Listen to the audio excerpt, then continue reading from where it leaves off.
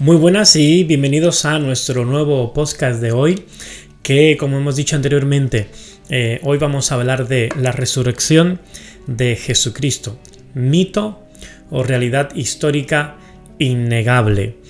Ocuparemos varios programas hablando de las hipótesis que hay en contra y un programa donde hablaremos de cuáles son los argumentos en los que nos basamos los cristianos para creer en la resurrección de Jesucristo.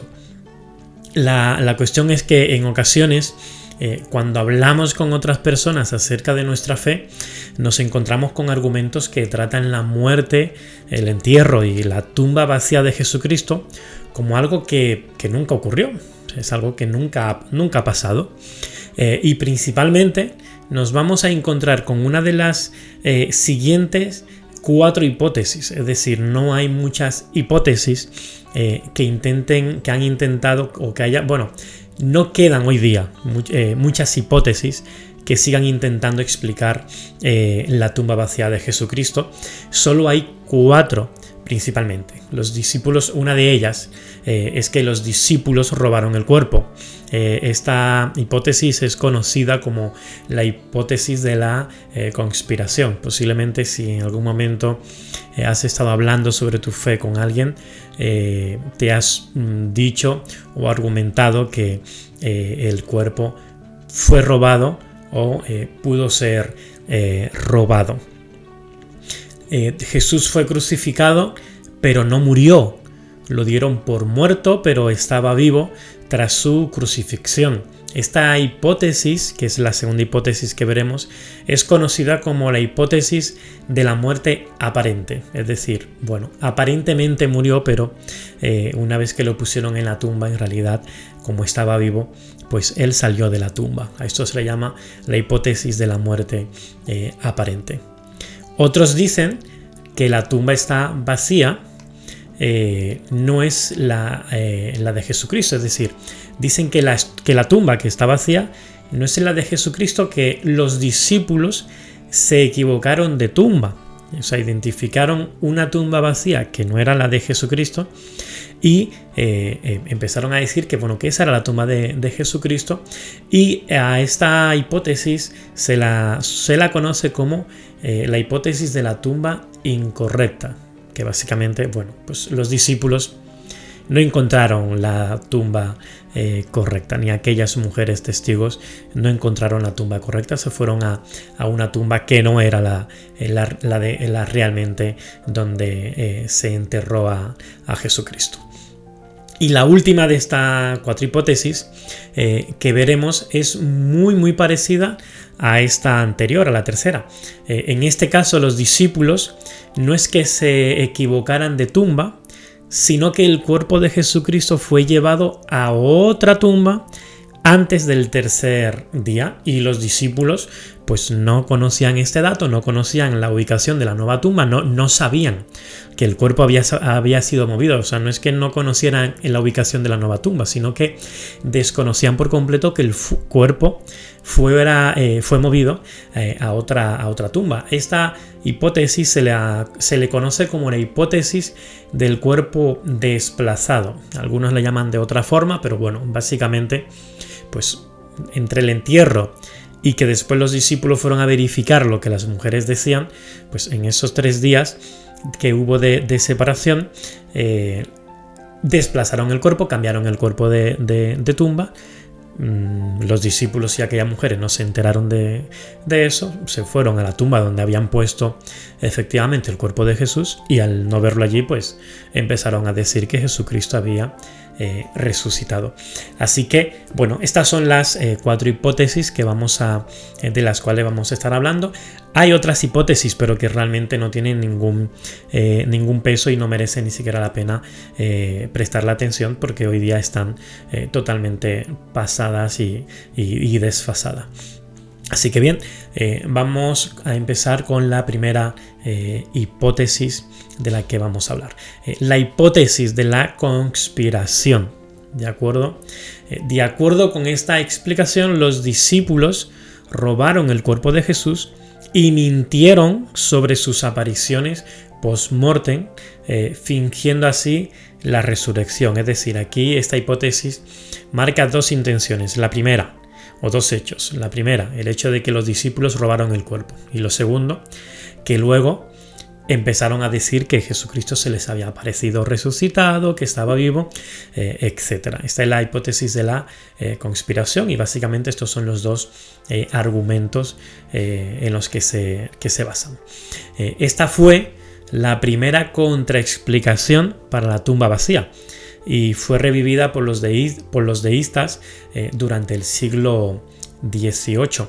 Pero esta fue, de hecho, está en los evangelios, que es la primera hipótesis que manejaron los enemigos de Jesucristo, los enemigos por lo tanto de los discípulos, y empezaron a decir que los discípulos habían robado el cuerpo de Jesucristo.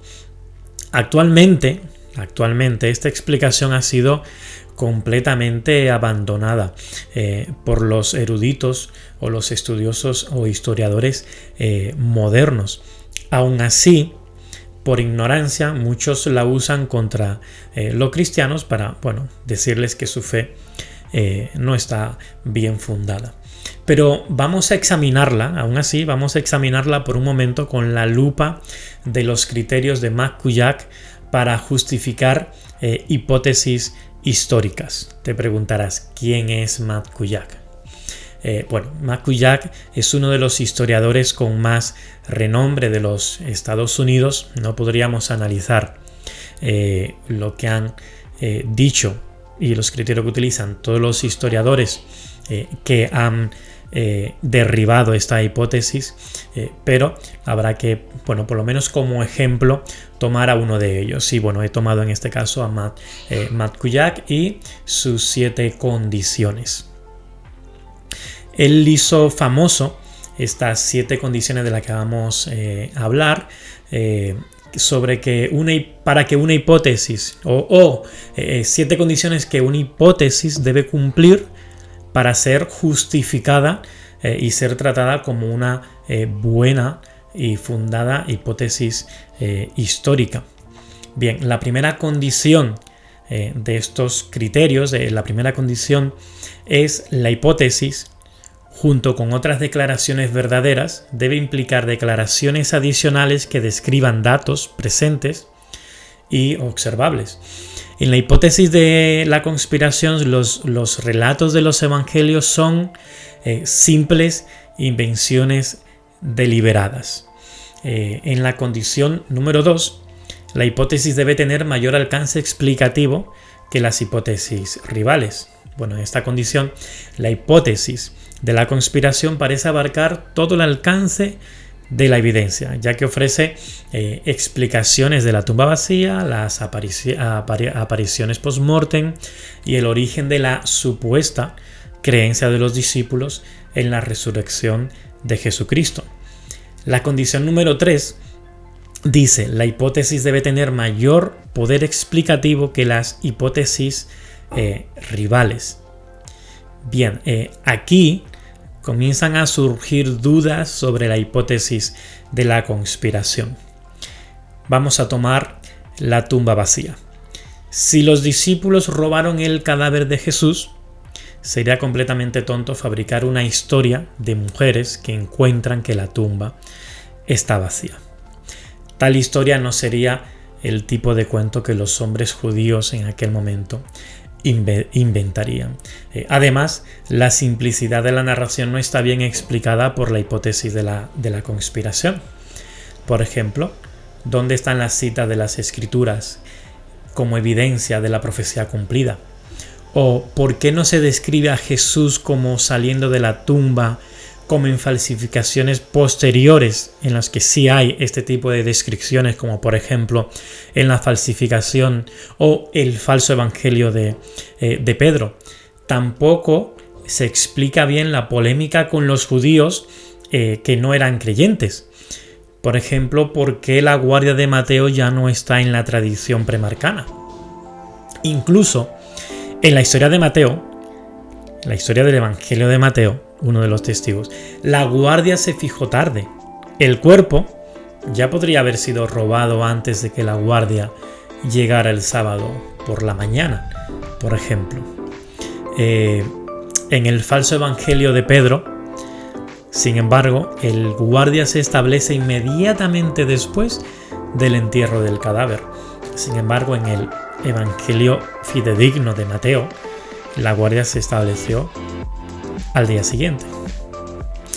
En los evangelios fidedignos, en ninguno, ni en Mateo ni en ningún otro, encontramos que este tipo de falsedad en el que la guardia se estableció justo después del entierro en la tumba. En cuanto a las narrativas de aparición, bueno, en cuanto a las apariciones de Jesucristo, pues surgen problemas muy similares. Un fabricante, un falsante, hubiera descrito las apariencias en términos de teofanías del Antiguo Testamento o descripciones de la resurrección escatológica, por ejemplo. Pero entonces Jesús debería aparecer a los discípulos en una deslumbrante gloria. O aún más, ¿por qué no una descripción de la resurrección en sí misma? Ya que en realidad es una invención totalmente falsa. ¿Por qué no describir ¿por qué no describir la resurrección? ¿Cómo fue la resurrección en sí misma? ¿Por qué no hay apariciones a Caifás o a los villanos en el Sanedrín, como predijo Jesús? Entonces, estos podrían ser calificados como verdaderos mentirosos por negar que Jesucristo se les apareció. Pero el poder explicativo de la hipótesis de la conspiración, donde más pierde fuerza, es cuando se trata de explicar el origen de la creencia de los discípulos en la resurrección de Jesucristo. ¿Por qué? Porque la hipótesis es realmente una negación de ese hecho. Busca explicar la mera apariencia de la creencia de los discípulos. No que ellos verdaderamente creían, sino una apariencia, es decir, una creencia falsa de los discípulos. Pero como los críticos desde Strauss han reconocido universalmente, con las evidencias que hay, uno no puede negar de manera plausible que los primeros discípulos al menos creyeron muy sinceramente que Jesús había resucitado de entre los muertos.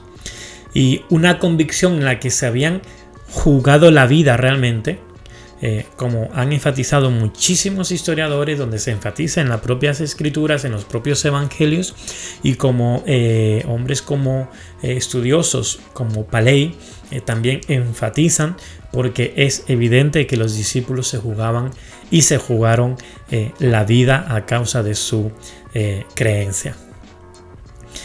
O, por ejemplo, esta hipótesis de la conspiración no explica la extraordinaria transformación en la vida de los discípulos.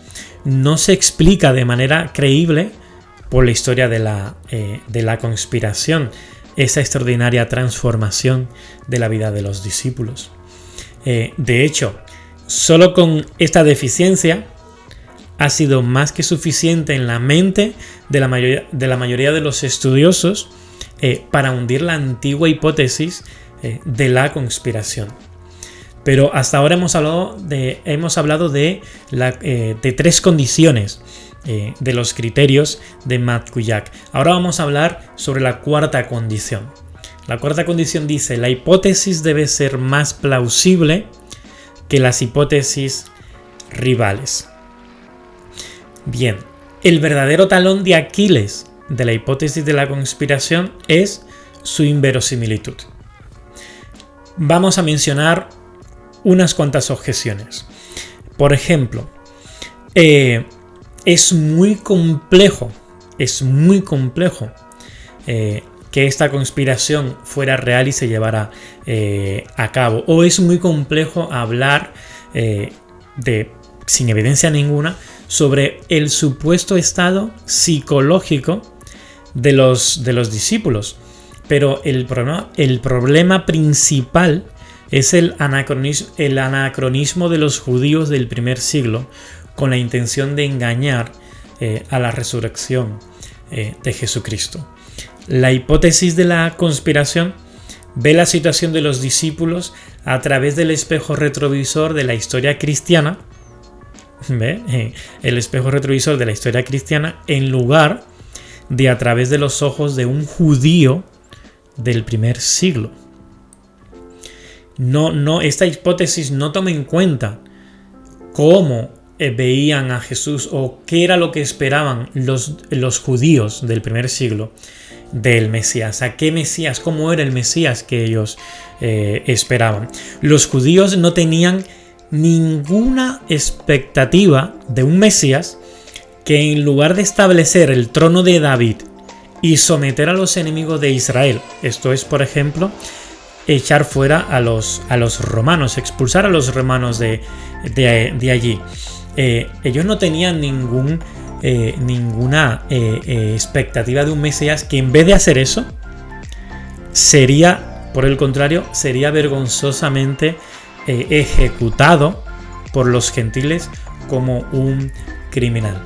No existe un solo judío del primer siglo que tuviera una expectativa de un Mesías que fuera ejecutado como un criminal. El Mesías que ellos esperaban era un Mesías glorioso, un Mesías que lo iba a librar de todos sus enemigos, y un Mesías que iba a restablecer la dinastía o el reinado del rey David. Por otro lado, la idea de la resurrección escatológica no estaba relacionada con la idea del Mesías.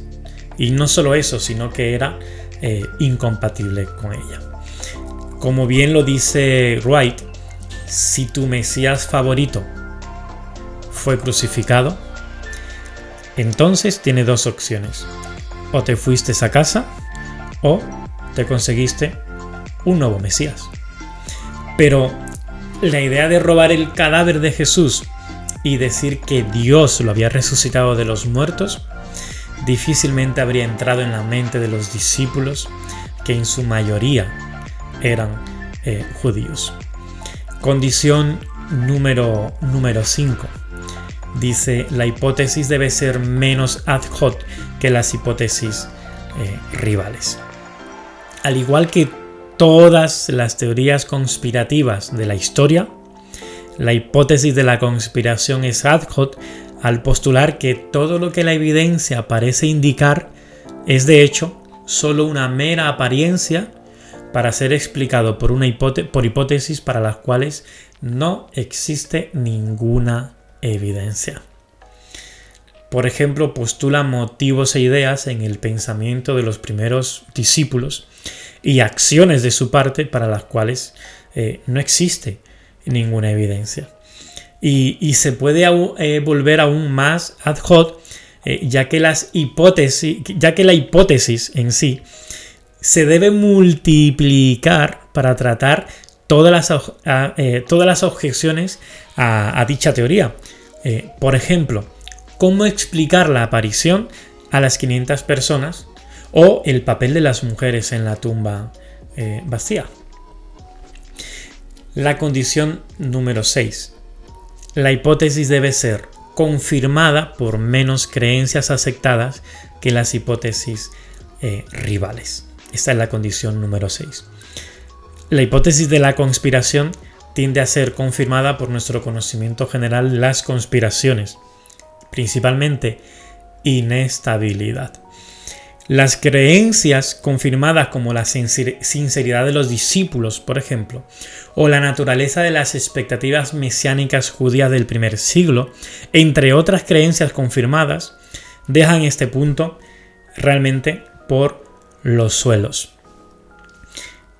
Condición número 7 y última condición de los criterios de Makuyak. La hipótesis debe exceder significativamente a sus rivales en el cumplimiento de las condiciones número 2 y número 6. y es evidente que esta condición no se cumple, ya que existen mejores hipótesis, como por ejemplo la hipótesis de la alucinación, que entre otras cosas no descarta la creencia de los discípulos en la resurrección de Jesucristo, lo único que lo hace de una manera, esa creencia, ellos en esta hipótesis dice que es una creencia fraudulenta. Hoy día, realmente hoy día, ningún historiador decente defendería la hipótesis de la conspiración.